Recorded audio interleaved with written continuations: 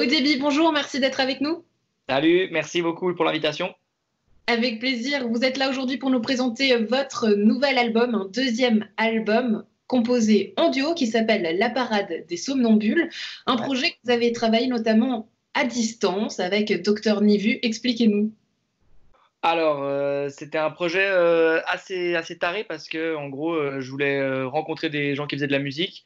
Et puis, j'ai pris mon ordinateur, et j'ai utilisé Facebook, et puis j'ai écrit à des gens que j'aimais bien, dont j'aimais bien le travail. Puis lui m'a répondu assez rapidement, même très rapidement, je dois dire. Il était connecté à ce moment-là. Et je lui ai balancé un morceau. Et en gros, c'est comme ça que les collaborations peuvent se faire aussi grâce à Internet. On fait écouter ce qu'on fait. Si le résultat il plaît, ben là on peut un peu ouvrir le dialogue et donner du temps à écouter ce que fait l'autre. Et puis de cette façon, on s'est rencontrés. Et puis finalement, on a travaillé ensemble pendant 1 an et demi. Finalement, ça fait une longue conversation Facebook. Ouais. Et ce qui est super intéressant, c'est que finalement, la méthode de travailler, elle s'applique très bien aujourd'hui, hein, cette période de confinement. Vous avez Ouais, travaillé comme ça à distance. ouais, j'avoue que si on avait su, ben là, on aurait pu avoir un entraînement incroyable. Ouais, ouais. Ouais. Non, c'est vrai. Ben là, c'était obligé quoi. À l'époque, on a commencé le projet. Il habitait à Paris. Moi, j'ai toujours résidé. Maintenant, je suis sur le canton de Vaud, vers Coppet. Mais voilà, donc c'était pas possible de se déplacer ou ça aurait été même un peu pas cohérent de se déplacer juste pour faire des rencontres. Donc, on s'est rencontrés par ce biais-là.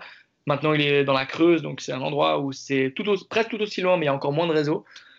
Fait qu'en plus, c'était vraiment assez rocambolesque, je dois dire, les appels. Mais ouais. Résultat, 8 titres de rap. De quoi est-ce que vous parlez? Bah, en fait, je pense que c'est là le point essentiel de ce 8 titres, La Parade des Somnambules. C'est en fait, on s'est rencontrés et on a très rapidement parlé de ce qui nous touchait finalement. Et ce qui est assez drôle, mais c'est ce qui nous touche, c'est cette façon dont on a d'évoluer en tant qu'être humain, en tout cas dans nos sociétés occidentales, d'être, attends, je vais faire un placement de produit, d'être souvent très connecté, d'être aussi contraint par certaines règles ou certaines normes, d'être visible sur les réseaux. Moi, j'ai eu des discussions avec des gens de mon entourage qui disaient que j'étais pas assez visible pour mon projet artistique. Il y a un texte du premier album justement où je dis raisonnable sur les réseaux, invisible sur Insta. Et en fait, c'est vraiment ce que je tends à faire, même si l'industrie de la musique se dirige plutôt vers une industrie de masse où on doit être visible sur tous les réseaux, autant du côté musical que personnel. Enfin voilà. Donc c'était la première réflexion, c'était par rapport à ça. Comme Dr Nivu a aussi beaucoup tourné avec la secte phonétique avant que l'industrie de la musique soit aussi répandue sur les réseaux. Il a aussi une vision un peu, ouais, je vais dire un peu old school, quoi, un peu à l'ancienne. C'était limite si on a enregistré une cassette audio de notre 8 titres, quoi. Mm. Est-ce que cette réflexion aujourd'hui, elle a forcément évolué, j'imagine, parce que voilà, vous annoncez ce nouvel album qui arrive forcément sur les réseaux sociaux, pas le choix, puis la configuration. Donc aujourd'hui, plus que jamais, vous avez besoin de ces réseaux sociaux pour pouvoir exister, malheureusement. Ouais, je dirais que, allez, phrase de philosophie de quarantaine, je dirais, l'être humain est contradictoire. Mais c'est clair que d'un côté, on a envie de partager notre musique, ça veut dire de faire voilà, se rendre visible, pardon, rien que pour les programmateurs, programmatrices qui ont des salles de concert ou des bars. C'est d'ailleurs comme ça qu'on a fait pour faire nos premiers concerts, alors qu'on n'avait pas encore sorti de 8 titres, on a envoyé des démos à droite à gauche. Et nous, ce qui nous intéresse, c'est de pouvoir aussi défendre ces valeurs sur scène. Donc c'est vrai que la visibilité, c'est aussi un moyen de se présenter, sachant que la distance qu'on a entre nous permet pas de nous retrouver, de faire des concerts sauvages. Voilà, donc c'est vrai qu'on a besoin de ces réseaux aussi, même si je pense qu'on critique pas les réseaux, je pense qu'on critique peut-être la façon abusive dans un morceau qui s'appelle La Parade. Euh, voilà, Nivu commence par follow me, et c'est vraiment la plupart des vidéos YouTube que je regardais au début de YouTube, c'était juste du divertissement. Maintenant, ça commence toujours par une personne qui dit super, la vidéo va commencer, n'oubliez pas de souscrire à un abonnement, mettez un pouce en bas. Enfin voilà, des trucs. Voilà, il y a des trucs qui ont changé, même si on apprécie les réseaux quand même. Mm.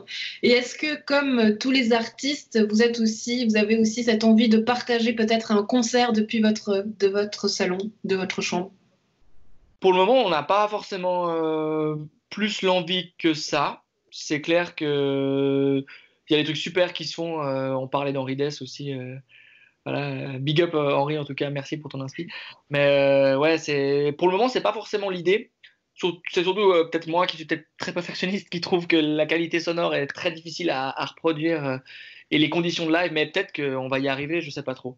Si vous pouvez nous proposer un petit extrait finalement de la parade des somnambule, ben, en live comme ça sur Skype, qu'est-ce que ça donne? Je peux tester, et puis c'est genre une des premières fois que je fais ça, donc je me lance. Alors, j'ai prévu, vous pouvez voir un petit peu, un peu d'effets spéciaux. Un autre ordinateur, Inception, voilà. Alors, avec ma connaissance, je vais tester de vous chanter ma partie parce qu'on s'est partagé les parties, donc il ne sera pas là pour chanter, donc ça va être un petit moment. Ça s'appelle Overdose. C'est vraiment un des morceaux sur lequel on parle de l'overdose de tout ce qui se passe, donc c'est vraiment, vraiment large comme sujet. Je vais juste regarder si le son fonctionne. Alors, ça devrait fonctionner normalement.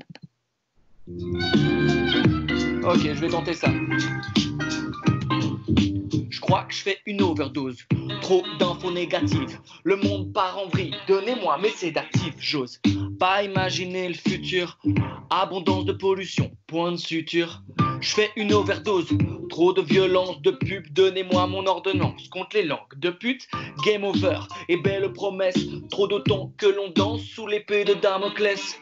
Moi ça m'excite les problèmes de peau. Sauvegardons le nucléaire et puis crachons sur les pauvres.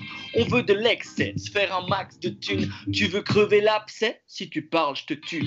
Votre silence est d'or. Laissez-nous vous exploiter. Votre parole n'est que poussière et vos voix sont esquintées. Ici, c'est la cour des grands et on pèse des milliards. Accompagnement vers le corbillard. Le monde capitaliste est traversé par une crise extrêmement profonde. Voilà ce que ça donne, cette overdose, en tout cas pour ma part. Donc, c'est vraiment le sujet en gros, quoi. Ouais, de circonstances et d'actualité. On a même vu un petit lavage de main, donc c'est parfait au début. Merci beaucoup. Prenez soin de vous. Il était inconscient. La parade des somnambules, donc à voir sur vos réseaux sociaux. Merci beaucoup, au début. Merci, ça fait très plaisir. Et puis, bon confinement, du coup.